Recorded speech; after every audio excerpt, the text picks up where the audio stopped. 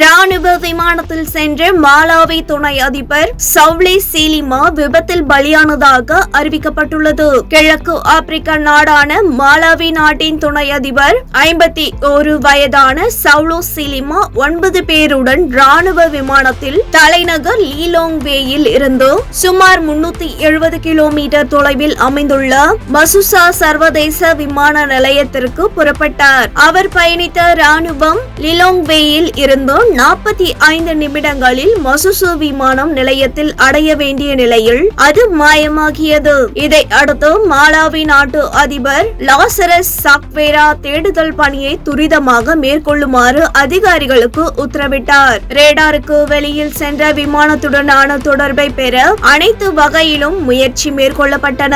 இந்நிலையில் சிகான்காவா மலைப்பகுதியில் விமானம் நொறுங்கிய நிலையில் கண்டுபிடிக்கப்பட்டுள்ளது.